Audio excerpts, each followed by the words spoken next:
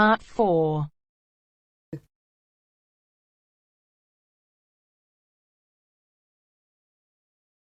You'll hear a talk given by a foreign correspondent. First, you have some time to look at questions 31 to 40.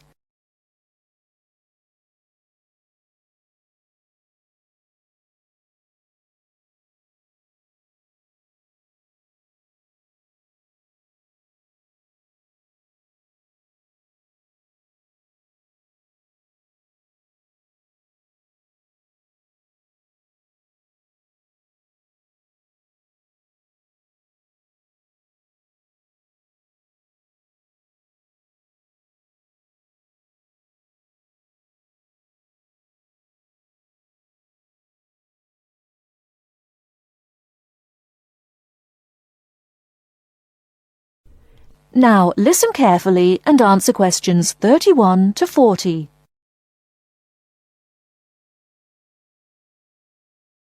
Good evening. As I assume most of you are already aware, I have been asked to come here and talk to you, essentially give you a quick overview of the life of a foreign correspondent, along with a few tips on how to become a successful international reporter yourself, should this be a career choice you elect to pursue. So let me start by this. Don't become a foreign correspondent, at least not due to the romantic notions that come attached to this job, or what you've seen in the movies. Being a foreign correspondent does not mean exotic adventures. It doesn't mean finding yourself at the heart of the action and putting yourself in danger to inform the world. Let me just tell you this. 80 journalists are killed each year in the line of duty. Many more find themselves in prison or are attacked. You need to think hard. Is this the sort of career I want? Is this the kind of reporting I'm interested in? And only after you've carefully considered all the pros and cons should you decide.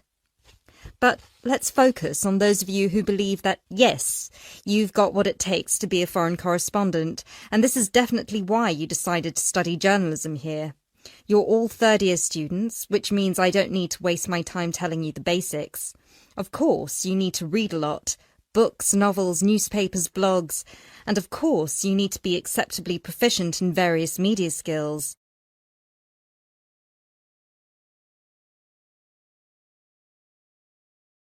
But what is it that's going to separate you from normal journalists and reporters?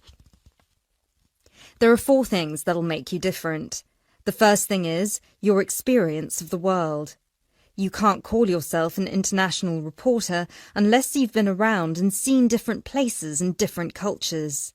Seize every opportunity to visit other countries, meet people from around the world. It doesn't matter if it's business or leisure, just hop onto a plane and go everywhere. This will expand your horizons and sharpen your mind, something that, as a foreign correspondent, will help you understand better the culture of the country you'll be covering. And speaking of culture, this is a term you need to make sure you fully understand. What's culture? What makes a country's culture? Explore the culture of the country you're interested in. The music, the literature, the religion. Are there any cultural practices or conflicts you need to be aware of? Are there any tensions within the country? Why? The most important element of culture, of course, is the language. Do yourself a favour, whether you're planning to become a foreign correspondent or not. Learn a foreign language. So many of us are culpable for just sticking to just English, and while English is a very important language in the world, it would be foolish to think it's the only one. Pick a language whose sound you enjoy, a language you find interesting. Trust me, your future CV will thank you for it. And finally, history. Don't expect to be given a job as a foreign correspondent if you don't know anything about your target country's history. No piece of news is disconnected from the past. The whole world tells a story, and your coverage will suffer if you attempt to arrive in the middle with no reference to or understanding of what came before. The hows and whys always lurk in the past. Seek them. The world of international journalism is changing, like every other industry, due to the internet. The arrival of globalization brought with it a whole new set of rules, and you'll do well to comprehend what they mean for you. Unfortunately, gone are the days when a newspaper would hire you and deploy you to a country. Increasingly, newspapers around the world are beginning to favour freelance journalism, offering opportunities to local reporters with the necessary chutzpah and an understanding of the zeitgeist in their region. What this means for you is that you won't just have to start at the bottom. If you want to sustain yourself as an international reporter, you'll also have to pursue many different avenues at once. You'll need to persevere and push and build contacts everywhere. An old student of mine, a terrible student at university, but an incredibly intelligent woman, she came to find me at a conference that was recently held in Yemen, where I delivered a speech on the future of journalism. She was working for 3 different newspapers as a freelance foreign correspondent, one of them The Times, and she told me that the one piece of advice I gave her that stayed with her and helped her with her career was this: don't be afraid to fail. It will happen over and over again. It's how you deal with it that matters most. So keep this with you, this one piece of advice. Oh, and don't forget, your passports need to be kept current at all times. Thank you very much for listening.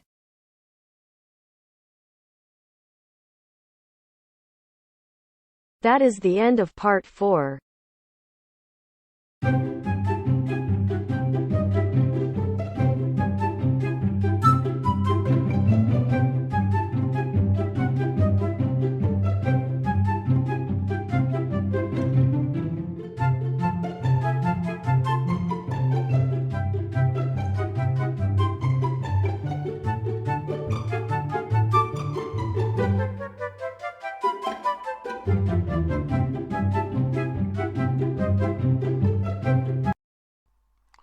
Hi, this is IELTS Bob. I would very much appreciate it if you could like, subscribe and share this video, as this will enable me to help more IELTS students reach their IELTS goals. Very much appreciated. Thank you.